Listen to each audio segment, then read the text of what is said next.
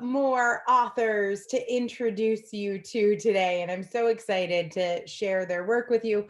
They're both two-time authors. And first up is Anna Maria Figueredo. She is the author of The Secret Art of Non-Toxic Relationships, Journaling Your Way to a Dramaless Existence. Is it still fun without the drama? Oh no. What do you think? What do you think toxic relationships are about? Why do we need an art form to escape them? I think it's a learned behavior. I think that we learn it from the very first people in our lives. We learn it from our parents. We learn it from our family, from the people that we love and trust the most. And that's why it's so difficult to shake off, because we believe everything that they've told us. They were raising us. They loved us and we loved them. Why did you write this book? I wrote this because I'm tired of seeing so many amazing, beautiful, accomplished people. Well, basically, I wrote it for women, but men as well, that are hindered by old information, and they need to shake it off because they can't live in the moment. They can't live a happy, fulfilled life if they keep on feeling that hurt and that judgment and that bad information that they were raised with. It ruins their present. It ruins their romantic relationships. It ruins their professional relationships. It ruins everything. So how is it that we can get rid of that? And a lot of people do the work. You know, they read all the right books, they intellectualize it, and yet it's still there. So what does journaling do? Why journaling, and how does that help?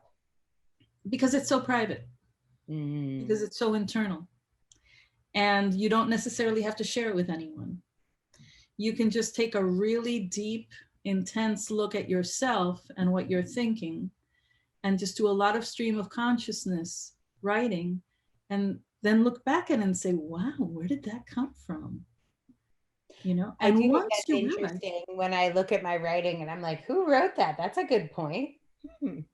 exactly, exactly. And when you do these exercises that I've put in the book, you go back and you look at it and you go, wait a minute, what is going on there?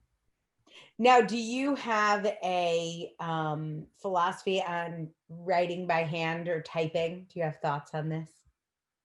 Not really. I mean, I think it depends on the human being, Okay. but it doesn't matter, whatever you feel comfortable with. I mean, I'm of the generation, I went to Catholic schools where the nuns had the yardstick, and, you know, we had to write cursive, and it was called penmanship at that time. I don't know. Yes, I remember. It's a lost art, but you know, I think even Ramses, he's much younger than I am, but I know that he's into the whole calligraphy thing, and it's Yeah. kind of a lost art.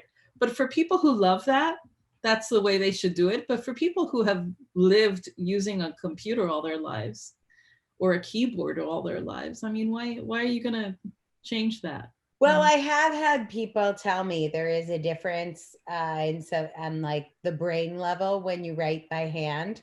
But I use my phone for journal. So it's not exactly typing, but it's Right. like a type of typing, I guess. Mm-hmm. It's not typing on a keyboard, but if I have to write by hand, my thoughts don't, I can't write fast enough anymore. I I probably think that with you could probably even record yourself. I can't think in talking.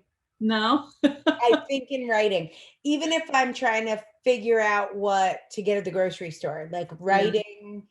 Yeah. Not surprisingly, writing is You my see? thing, but Yeah. but I wondered if you had a take on the writing by hand. Who is the person you most want to help with this book? Well, actually, I wrote it with one person in particular in mind, who's an amazing, accomplished, beautiful queer woman.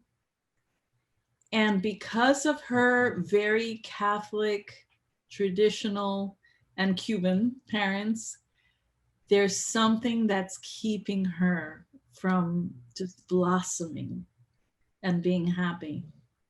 It's so, I think that's one of the big privileges of being an author. And I want to get your reflections on Mhm. being an author. And part of the author incubator is like, we see things in the world and then we can do something about it. It might not be everything, but Mhm. you watch this person, other people in these relationships, and you're like, why? You're so awesome. But when Right. you write a book, there's something so therapeutic about being able to say, all right, I'm doing something about this problem. Mhm. Yeah. So, what has been your experience? You've been an author for over a year, you've been with us for a year and a half. Oh What goodness. has been your experience being an author and being in the incubator? Well, let me tell you, first of all, I totally fell in love with you. Same.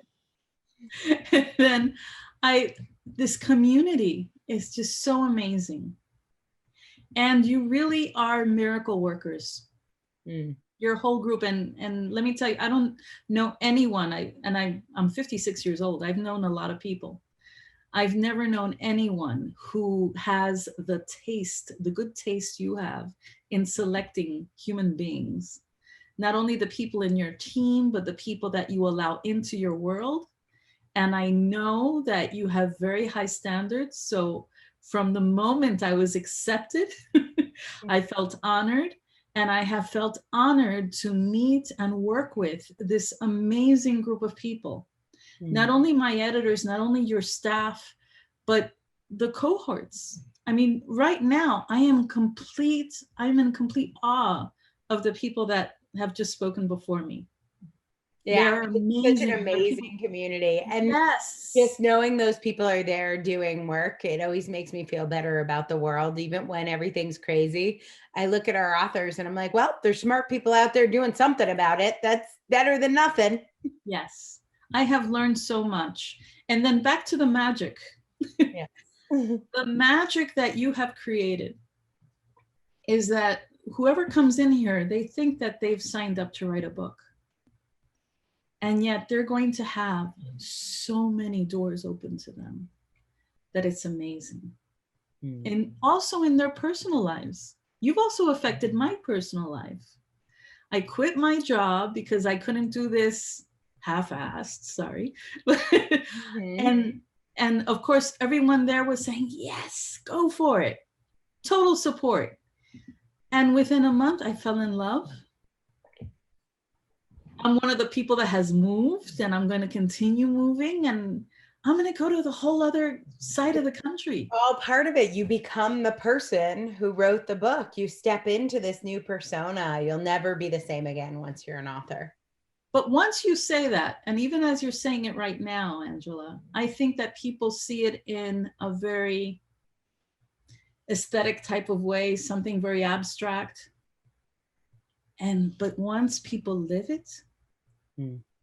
and that's what I encourage everyone who's considering this, or who has, even the people right here in this program who have finished their first book and hopefully will embark on their second one. This is something that you just surrender to and let it take you. And what a ride. So I am very grateful to you. Thank you, Well, my we dear love you. teacher. Anna Maria Figueredo. She is the author of The Secret Art of Non-Toxic Relationships, Journaling Your Way to a Dramaless Existence. Congratulations on book number 2. Thank you. It's been an honor.